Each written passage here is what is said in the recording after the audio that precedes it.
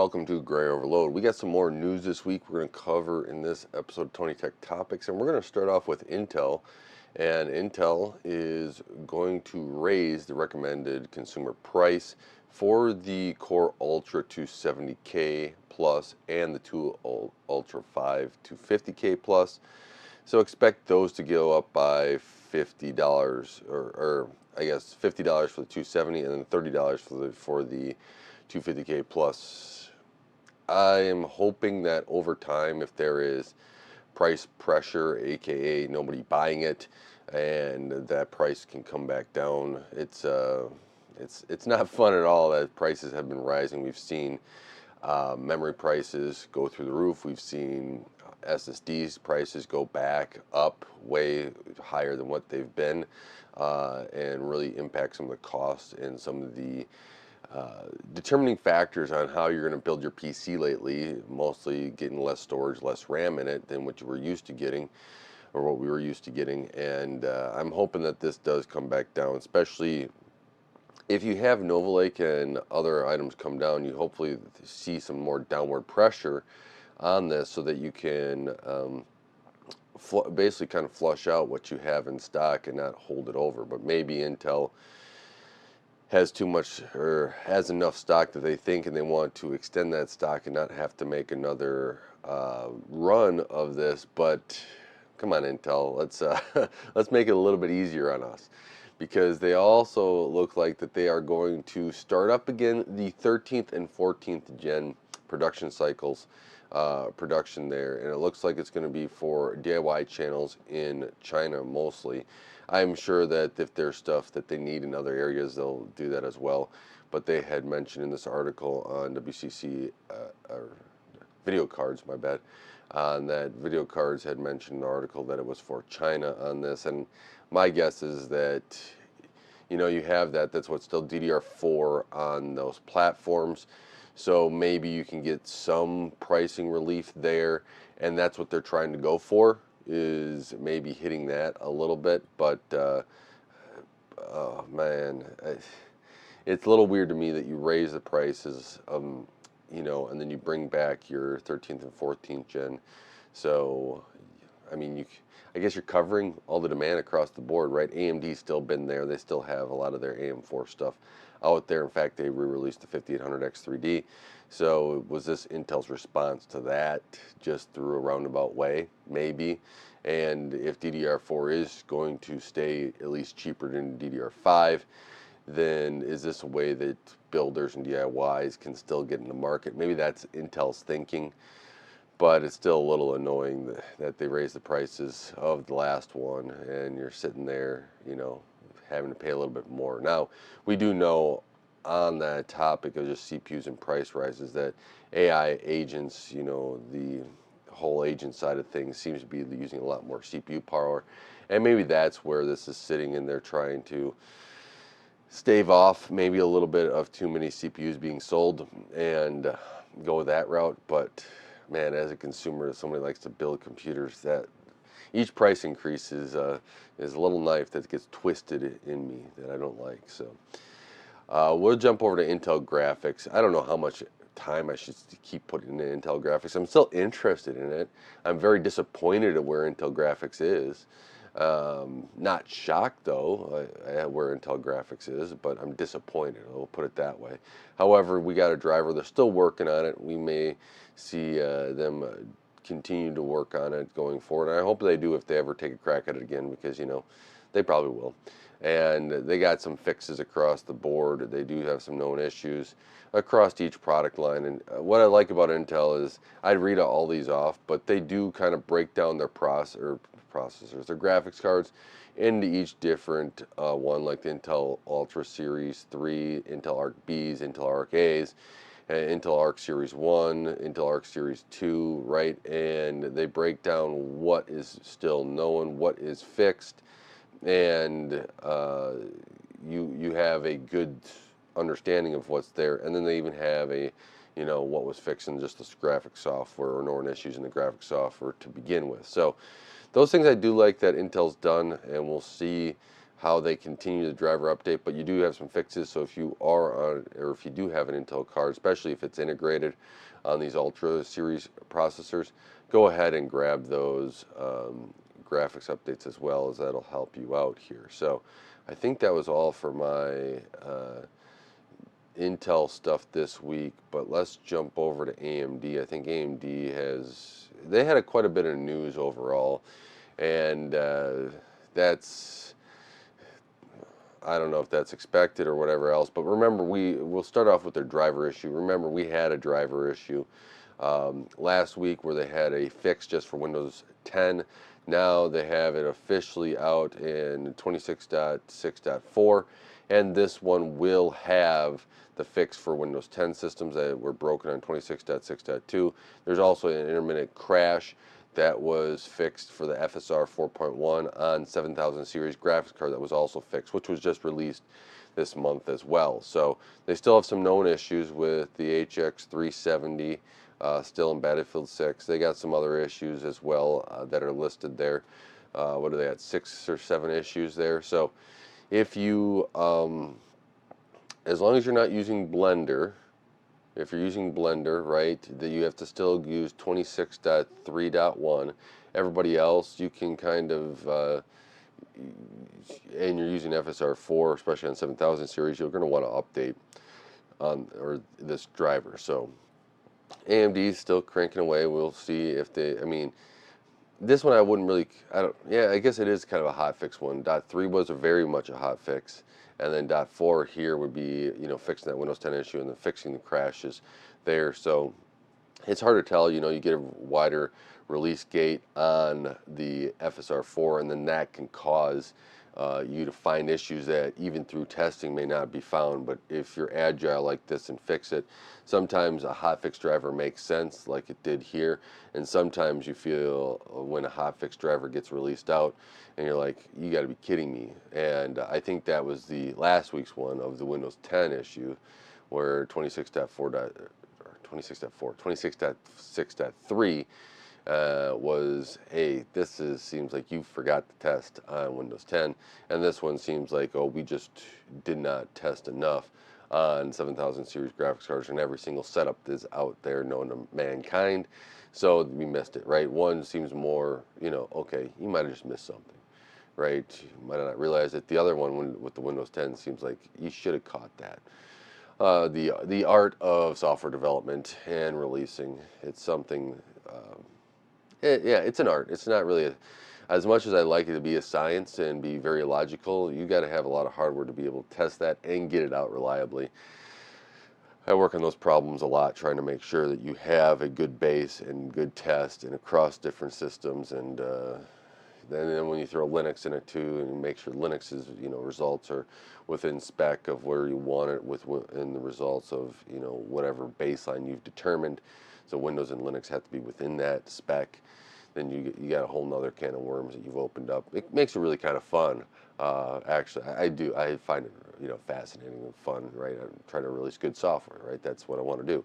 So that's one thing there. But that's a side note on a whole bunch of software, because we bashed on Nvidia earlier this year. So, you know, got to tell where AMD can correct themselves too, or where I think they should be correcting themselves.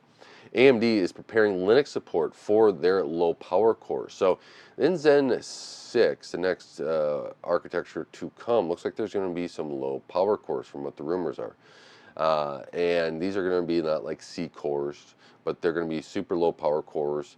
And looks like that they're adding the topology code into Linux right now. And so they're going to have performance, efficiency, and low power. So we'll see how this will all be used, but since the patches are coming into Linux, it looks like it's going to have this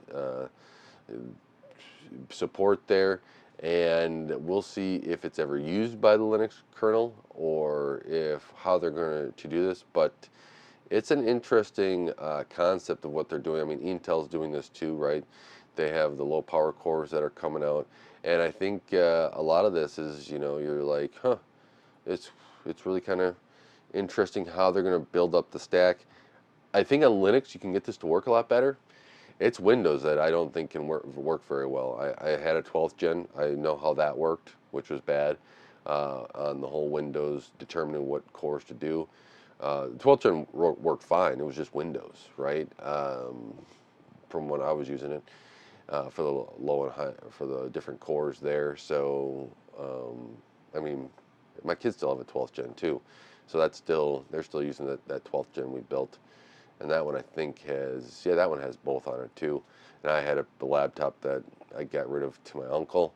Got rid of, sounds like I just threw it out. No, he got a laptop, right, for a good deal, and I got a new one, which then my wife's laptop went to somebody else, and then, well, she got mine, and now I get a new one. She just wants her drive to work, so that's all she wanted. I gave her options. But anyways, that little side note, now I've gone down another track. Let's talk about some pricing here.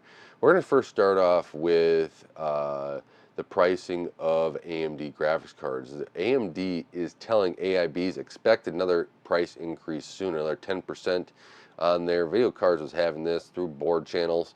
They expect another 10% next month of the increasing of goods to the AIBs. This is, I think AMD still does the memory and GPU in one bundle. I don't know if Nvidia does that anymore. I'd have to try to find that, right? AMD and Google, or Google, AMD and Nvidia. Why am I thinking Google? I just saw it on my page. Shoot, on my tabs, I'm looking through. I could click Google right in front and center. Stupid ads, or stupid preferred ways to follow things. So if we get an extra 10%, right? This is a rumor and stuff. I don't like right. This is depending upon how much it is, right? Let's say it's $300, right? That's an extra $30 there on that cost. Now you're probably going to raise that price another, couple bumps up. You're at least seeing $33 to $37, probably more. You're probably going $40 more on the price there, depending on, let's just say if it's 300, right? I expect cheaper, larger, right? That's kind of how it goes. But just taking it there, I don't really like that. But at the same time, you'll see articles like this, and if you're following video cards, I'll try to get more stuff out there too when I find a deal, and tweet that out. NeoWind has deals too. Keep track of NeoWind. You also have WCCF Tech has done them. I know Tech Power Up, I've seen them on there. And so wherever you go to, if you're looking for a card and you're like, I'll sit and wait, I want to get something, a good deal. Let's just see where, what I can do.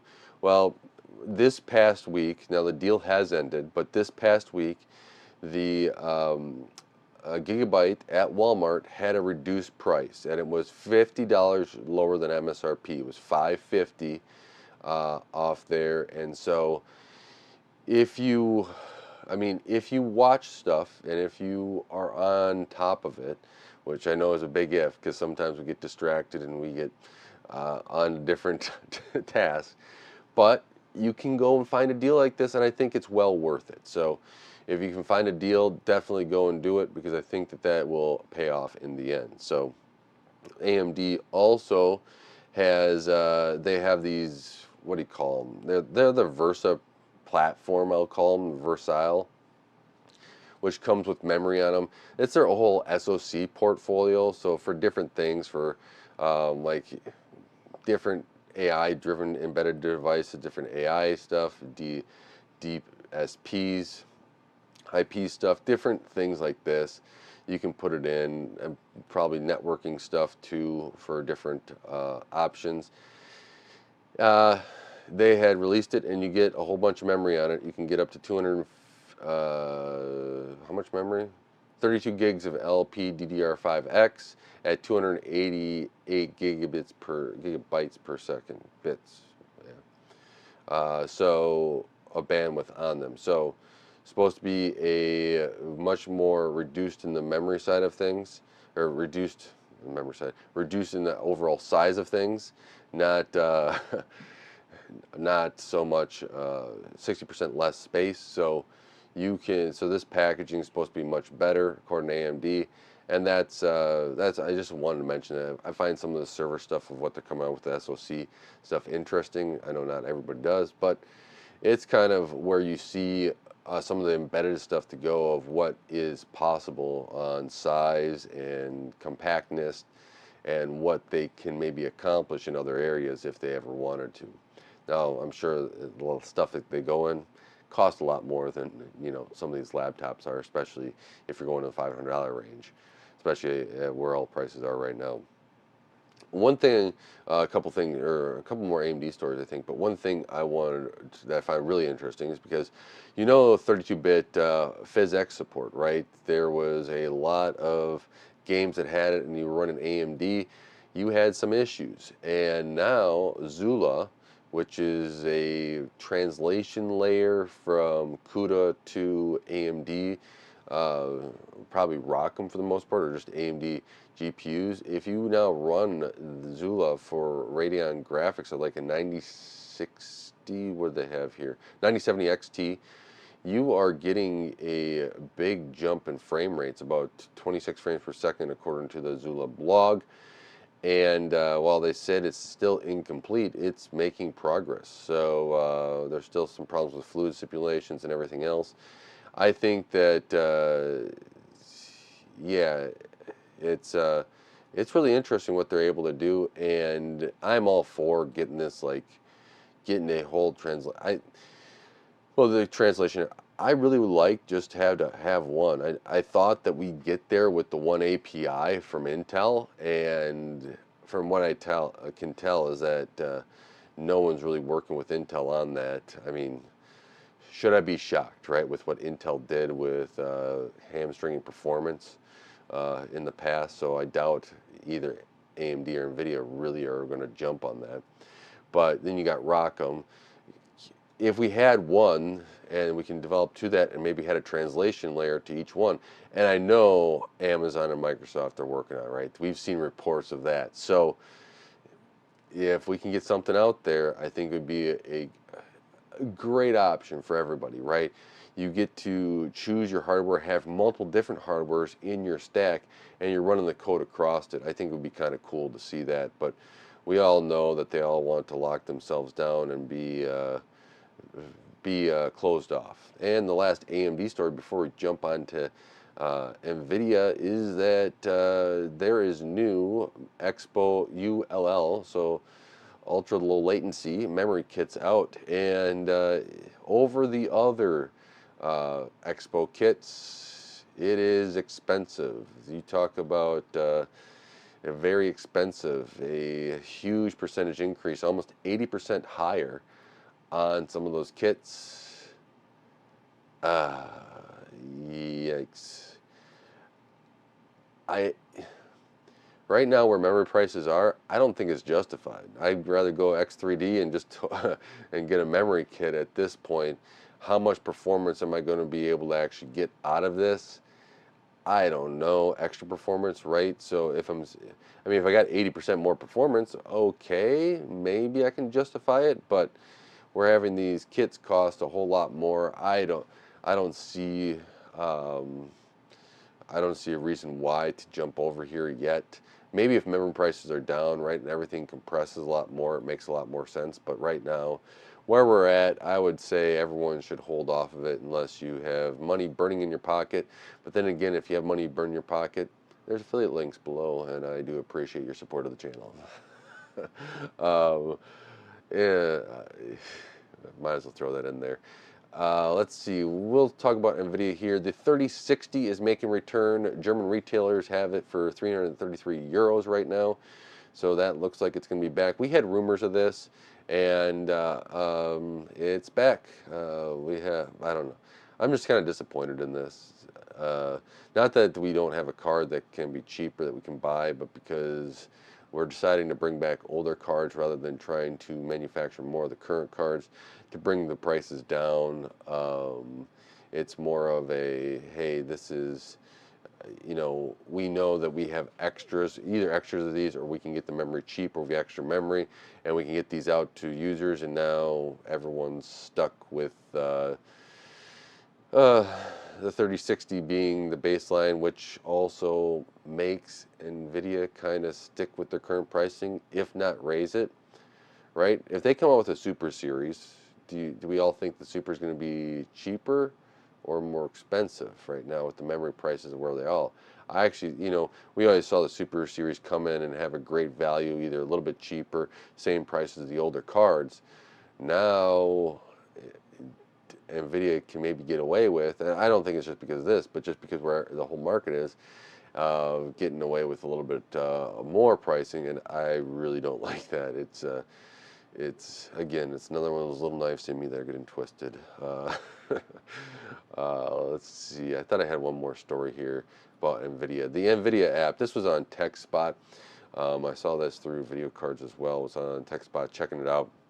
But they did some testing about the Nvidia app, and the Nvidia app on your computer doesn't really impact frames per second, which is good, right? It should not be doing that. However, if you were to start, recording game footage, which makes sense, right? That can take a little bit, especially through the GPU performance.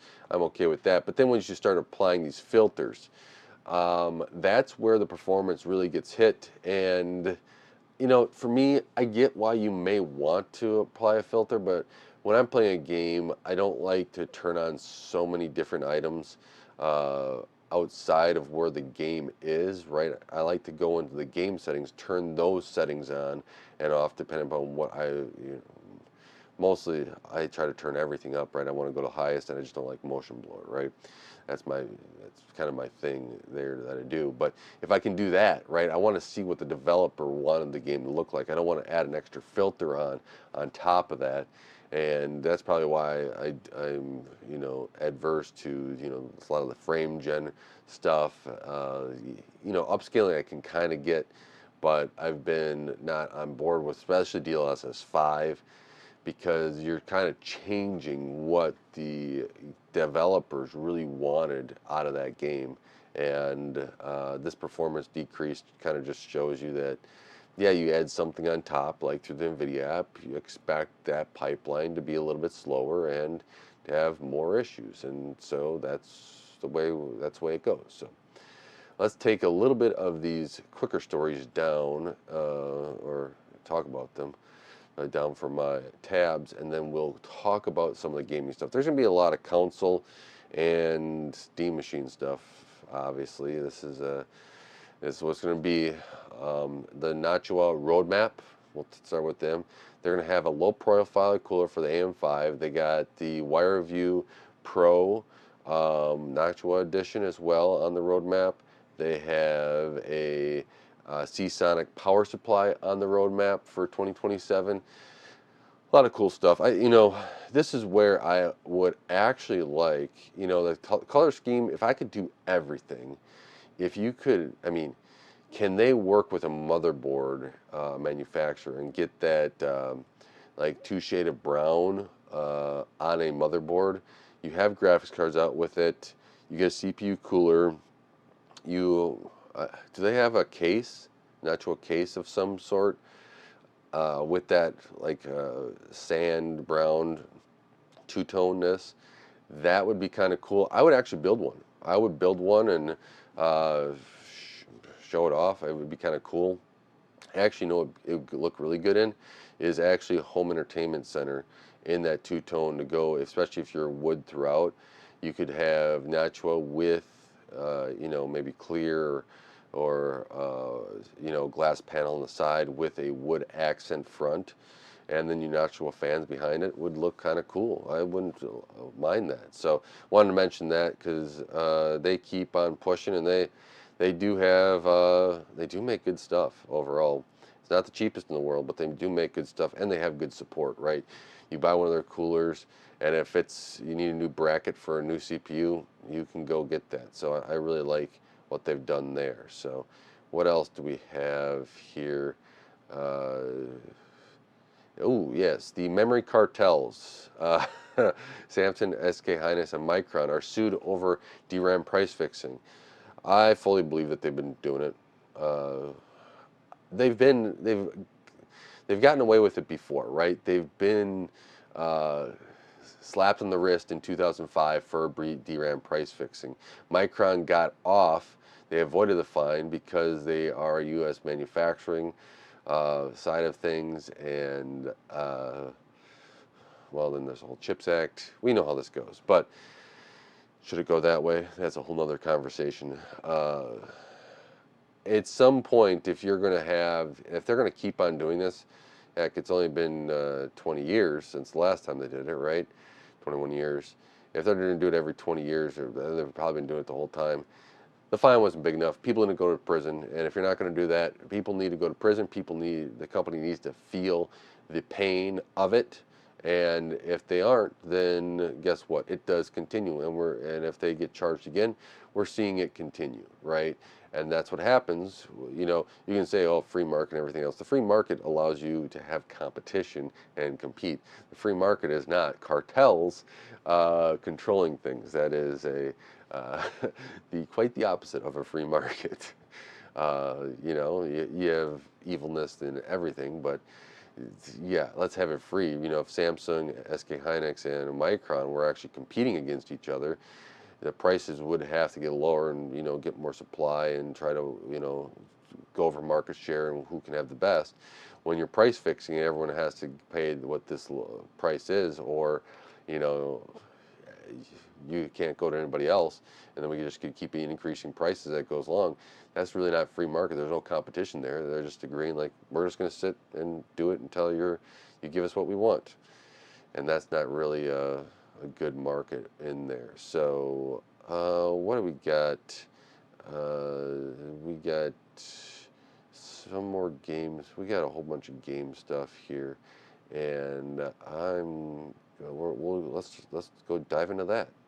DXVK, so DirectX to Vulkan 3.0 is out, and if you're an RDNA 1 or 2 user, don't use it yet.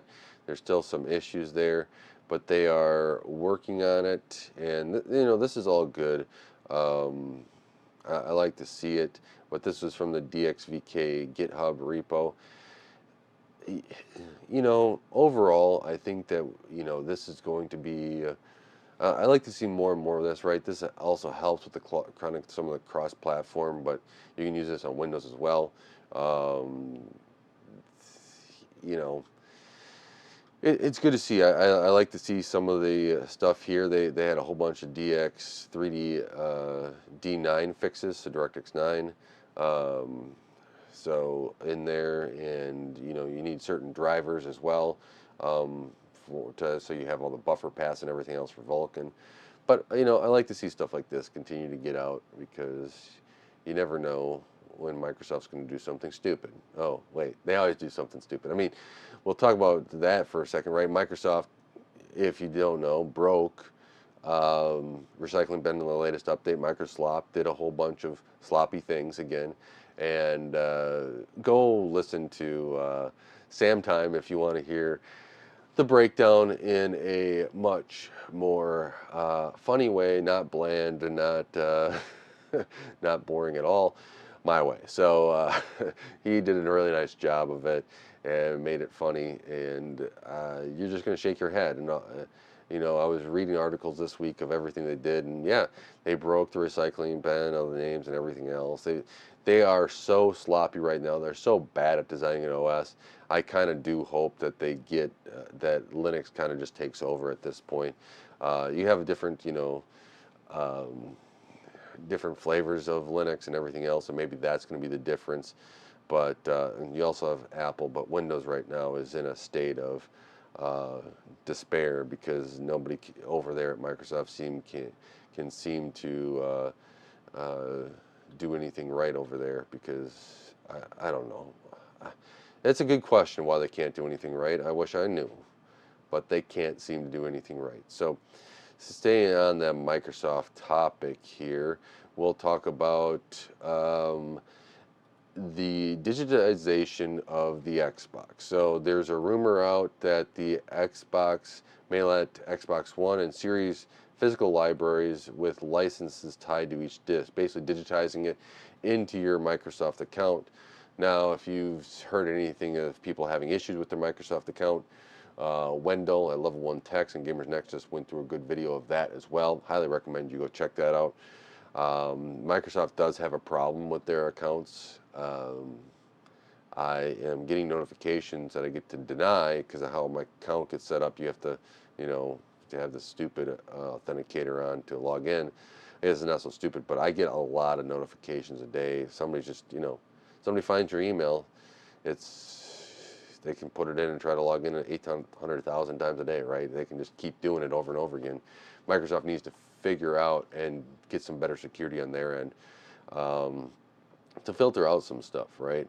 Um, Maybe even have to have where credit cards do, where it's a lockout series, and then you enable it when you want a new account to come out, or to, you want your account to log in again, so you do the unlock status, right? Allows you to log in and log out. uh, they need better support and everything. But I am I mostly have been digital on most of my games for a while. However, I am sad to see this, because I've been thinking, maybe I buy some more discs, maybe I get some more games on disc and play them that way. And it seems like that is going to go away.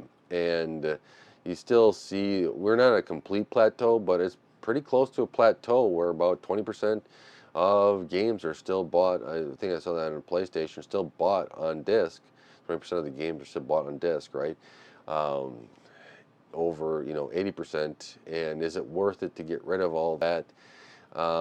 As the concept of ownership keeps picking up, I would not be surprised if these are not just licenses going forward. I know that they want to use them as licenses here, and you're licensed to use the game, right, on your account and everything else.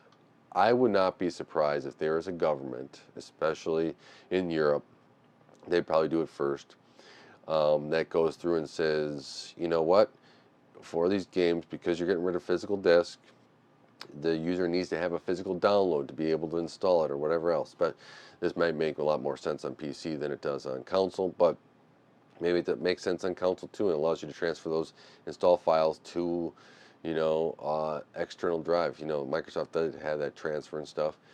And instead of this, there's a law that you basically, the owner of the game, not of the, the disk, basically the exe and everything else, is the user. They have one license to, to do that. They can install it, they can run it.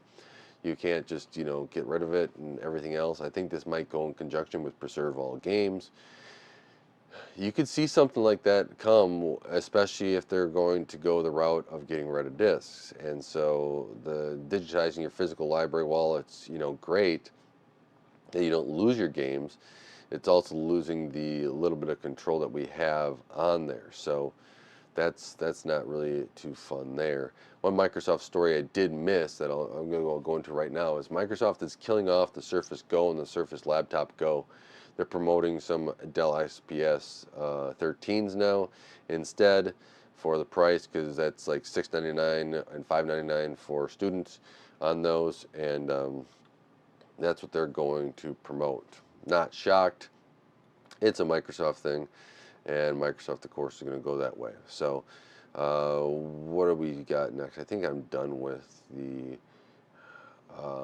Xbox side of things, but we'll end on this combined story between Xbox and Sony, which is next gen is going to be digital. So, there's most likely not going to be a disc in the PlayStation, not going to be a disc in the next gen Xbox. Now, for PlayStation, right, you got the handheld console that's probably coming out, and then you have the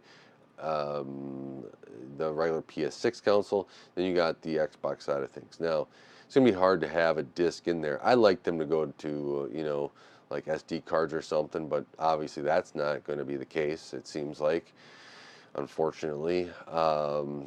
Then you have, because you're not going to have discs, so let's go to that, right? That was my last logical step, but it looks like that's just going to be too much money. There was a report that they want to keep the price down as much as possible. So without a disc, what is that? Like $20 off the console, off the bottom line there, that you don't have to have in a console. Okay, you don't have to design around it, which is extra cost, right? Now, unless you already designed it with the disc to be in there, in which case now you're just saving on the manufacturing side of things and the parts.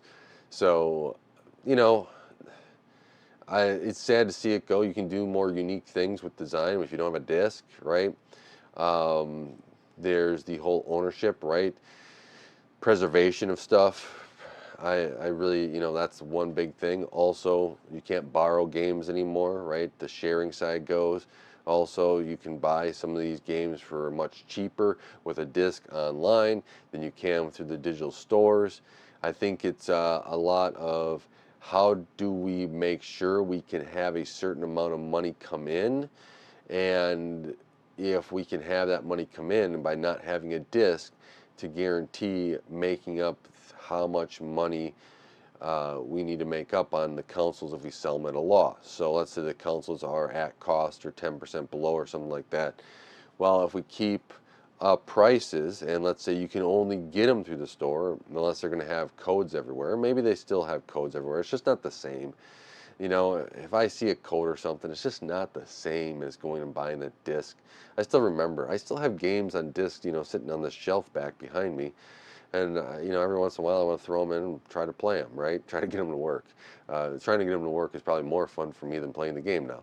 But, I have some of that, nostalgia and fun. I consider it fun. They'd still go through, and you're getting rid of some of that. You're getting rid of the used game market. There's a whole industry that is going to go away eventually. Now it's going to go, probably instead of being used games, it's going to be classic games, classic consoles, classic stuff to use, and maybe that does thrive. But it's kind of a sad state of affairs of what's going to be happening here, with what Sony announced with the ending of physical disc in 2028, right? So this, I mean, if Microsoft really wanted to do something, they'd come out with a disc thing and still sell discs for the next console, and they might have some more goodwill there. So you might still have that, right? Yeah, there's been some, talk about, the whole GTA 6 and physical disc, and we'll get to that here in a little bit. I'm just disappointed in the way Sony decided to go, but they're going this way, right? PlayStation 3 is closing down in August of 2026, so you have a couple months there. The PlayStation 3 store is closing down, and yeah, 2026 is starting to close down in Mexico, Honduras, and Nicaragua. Latin America and Middle Eastern countries are late 2026, and everybody else is going to be in 2027. And this is including the Vita store. And this is one of the things where you get really concerned, right? Because without a disc, guess what? That's going to be just not working anymore. Also, I think it just kills off any possibility of having a PlayStation 3 backwards compatibility. Unless they're going to roll that up. I think now we're to the point where the games are going to have to be remastered into the PlayStation 6, PlayStation 5 stuff. So I think that's where we're at. It's like I said, it's a sad state of affairs. It's just that little knife being stabbed in me and being twisted again, right? Another one of those. The death of a million stabs is what's happening. I laugh in pain. Let's see. So there was, we did mention this a little bit. Sony did hint that there was going to be a console. They said that there's not going to be a major loss, or the consoles aren't going to be sold at a major loss. So expect whatever the price is that Sony's going to be pretty close to whatever the total cost is of the console. Makes sense. Sony doesn't want to lose too much money on that. It's a little sad to see, but we'll see. I know Moore's Law is Dead did a bomb cost on it.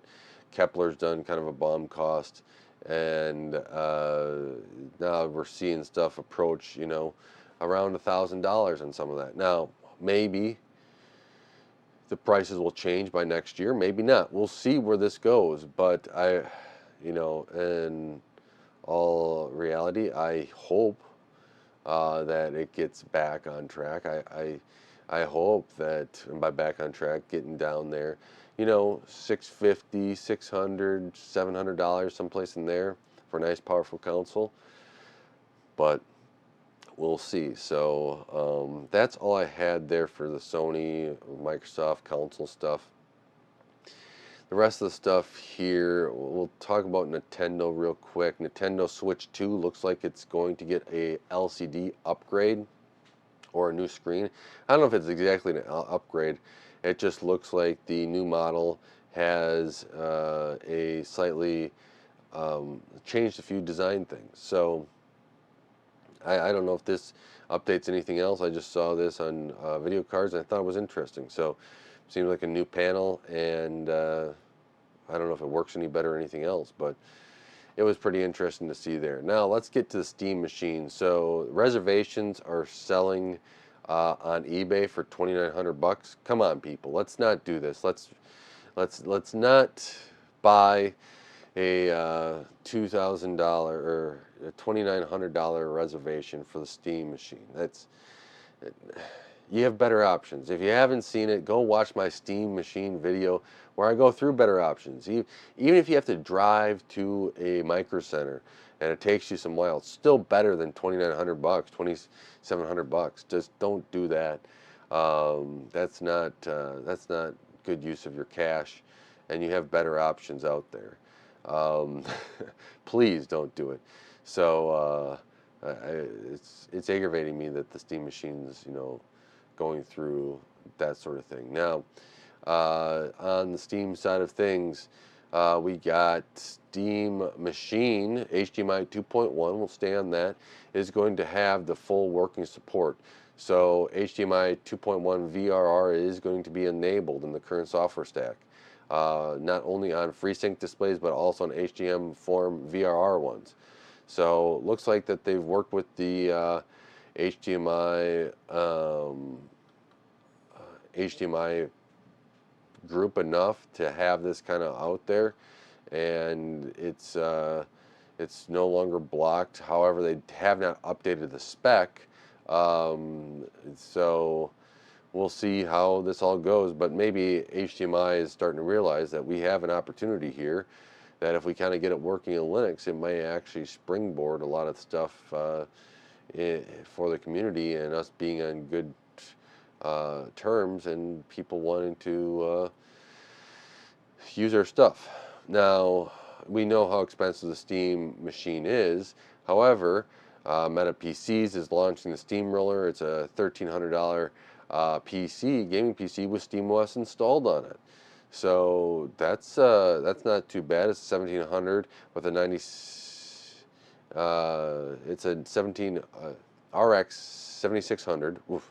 And then it's got a Ryzen 5 9600X in it and 16 gigs of RAM. A much better option. There is also other machines out there that are going to have the SteamOS on them. And I would say if you're looking for that and looking to use SteamOS, and I want to use it, I want to install it on my own, but these are options now that I definitely would have people be able to go out and get over that Steam machine. Yeah, that may not be as small or whatever else, but do you want something that's small and compact, or do you want something that you can upgrade and use and have a lot more powerful or a lot more horsepower with it? That's kind of where I sit there. The Steam Frame Compatibility rating pops up on Portal 2, so the Steam Frame is now getting its own testing done, getting the approval for it. So this is good. It does have that ARM chip in it, so we're going to see how that all translation layer works, and hopefully that I suspect it's not going to be using as many or being able to play as many games, but it is going to do something, I think. So, and then one more thing on Steam, we have the SteamOS beta 3.8.20, not 20. Why did I say it like that? 3.8.20. And this updates a few more things with it, and they got some new graphics driver update in there with Mesa, so expect some more compatibility with the ray tracing performance, etc. in there. And again, this is one of those things where I think I'm getting to the point where I should be able to go install it on a computer and see how well it operates, and it's something I do want to do for that. Now, two more stories here before we end this. I know I've been running a little bit long, but dBrand, right, was going to do a companion cube, which I thought was a great idea. And now they have refunded everybody because of Valve's legal request. Is Valve stupid on this? And I will say, they can't say it, I'll say it. I think that Valve screwed up. So they had a whole notice here. I saw this on video cards as well. You can go to Reddit and get this as well. But they had mentioned that they, started this without a license from Valve, which is not the smartest thing in the world, but they put it out there, right? And then when they announced the Steam Machine, they put a page up, and then they started working on designing something. They said they spent more than 1,000 hours went into the engineering team for 44 sets of injection molding and tooling were developed for each one of these cubes and subcomponents. Each entire product was redesigned from scratch more than once. To the way it cradles the console exactly right. We literally rented out at a university campus, fill the launch. By the end, we're losing money on every $99 poverty cube, but it didn't matter. This had turned into a passion project for the entire organization. And they go around, and around 3 a.m. on Monday, June 22nd, overnight became the second fastest selling in our 15-year history behind the switch to kill switch. Shortly after, Valve's legal team reached out and stated the companion cube is Valve's intellectual property, for which dBrand does not have a license to. They requested we take down a product and launch film immediately. It was entirely within their right, and they did it as they were directed, fair and responsible throughout. We took everything down. We made an appeal. We asked Valve whether there'd be a way to keep the project alive, proper license with their blessing on their terms. They said no. Given our backwards approach of building it first and asking permission later, it was a fair answer. I disagree. I think it was a stupid answer. Valve is in a... Here's the thing. Valve's in deep water right now. You could say something else. They're in it. They screwed up the price of the Steam Machine. They raised the price of the deck. People are not liking the whole $500 million yacht thing. People are getting, the Steam sales aren't as good as they used to be, right? There's this whole thing now of the sentiment against, used to be called, people used to call him Saint Gabe, right? Now there's a whole sentiment. Now you want to go through this where people are like, you know what, this is a great idea. I get it. dBrand maybe did it backwards. I like some of the dBrand stuff, but they did it backwards. So, it's optics at this point. You go and instead of having taken it all down and everything else, you work behind the scenes. Let's get a license. Let's say if you don't get a license, we'll have to take it down. We'll want the license. We want to be able to see this. We think this is a cool project. I think a lot of people are wanting to buy this because are you going to trust Steam to do something as good as them? No, not after what they've just done. Oh my goodness, like Steam is not thinking right now. Valve is not thinking, and not surprised. Maybe that's why I should not keep my hopes up for Half-Life 3 being any good. So we took everything down, made appeal. I already read that. That's basically the whole story. We made something a lot of people were excited about, then incinerated our shot at bringing it to market. It's a hard lesson to learn publicly, and it goes without saying, but without saying regardless. Valve didn't do anything wrong here. Wrong. Valve did something wrong here. They did not think it through. Well, you can say within their legal rights to do anything wrong? No, but they did not think it through. Perception becomes reality, and if you have a lot of negative perception, you're going to get the wrong end of the stick. And since you released a priced out yourself of the console, they're screwing it up. It's just like people over at Valve, they must be stupid at this point. Because they did something wrong, right? The whole marketing department, the whole licensing and everything else. Like, you could have done so much better. This is wrong. This is stupid on Valve, right? Maybe it's more stupidity than wrong, but granted, when you do something this stupid, it becomes wrong. They built a game franchise a lot of people love, and they alone get to decide how to use it. To everyone that was excited about this project, as we were, thank you and sorry. Refunds are being issued today. If it hasn't landed in your account by the end of the week, let us know to watch out. To Valve, thank you for Portal. Sorry for the headache. We should have asked first. I get the should have asked first, but the whole... Like, here's my thing. You would have had such great publicity with this. You would have said, you know what, we didn't realize that. Here's what you would have done. Here's what you should have done, Valve. We didn't realize that dBrand was working on this. When we saw this, we first thought was like, well, that's our intellectual property. Why are you using it? And then we said to ourselves, we shouldn't be the jerks here. We should actually, know what, work with them, because it's a great idea, and really be able to push this to market even more and publicly, push it, because we had a great game. We designed a great game in Portal. Granted, we never got to Portal 3 because we can't count to 3. But what we did do is we saw that there's a great idea to go with the Steam machine and to be able to promote what we think that we've done very well in the past, which is create the game. And with the Steam machine, I think there's going to be a great companion cube for your Steam machine. We highly recommend that you go out and get both. And we hope that, we can work with dBrand in the future to maybe make more skins, or maybe do different, IP games for skins for our, or covers for our systems here at Steam Machine. You could have had something where a partnership where you would have had somebody else working on some of the skins and everything else, or injection or whatever else for your console, for maybe other products you had that could have been Half-Life based, could have been Portal based. It just is so short-sighted. And this is why I get frustrated with companies like this. Like, this is where you were in the wrong, because while yes, you did have legal IP to it, yeah, they probably should have asked first. You had a great opportunity to make this into a huge, partnership between the two companies, and be able to develop something that would have maybe made your console, people take a different light at it, and relax the perception of what your company has created in the last 3 weeks. It's just frustrating to me. Now, I know I'm going long enough and you're getting my rant. So, last topic is GTA 6. There's no disc plan, maybe a disc plan, we don't know. But it won't be done right away. They have no plans for one to be printed right now. And maybe after launch, maybe not. With the Sony stuff coming out, I don't know. I would say if they really wanted to, they do a collector's edition. And they do a couple of collector's edition that have a disc in it, and go that route. But since PlayStation 6, I'm guessing they're kind of setting this up as a PlayStation 6 game, as a next gen console game, and that's where we are. But when you make $1 billion, what are we going to do? What, right? They sold what? I can't remember how many million copies.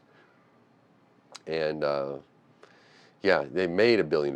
Not that they just, had revenue of $1 billion. I think it's like $3 billion total. Took $2 billion to make the game, and they have an extra $1 billion. They get to, they're kind of in the driver's seat here. So get ready for GTA 6. People are excited for it, and I know quite a few people that have ordered it already. And it's going to be, I mean, they can print money. They're basically printing money.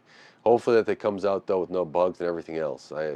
That's what one thing they do have to make sure that they have ironed out. And I'm sure that they've been working on it. I'm sure if the way they're lining this up, I'm very positive at this point that they have it done and they're working on everything they can to get it fixed, get it working on the consoles, and go from there. So with that, thank you for watching.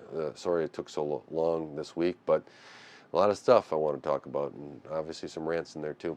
I want to thank you for watching Gray Overload and helping this channel grow. Don't forget to like, share, subscribe, hit the bell icon. That really does help with the channel. Until next time, God bless.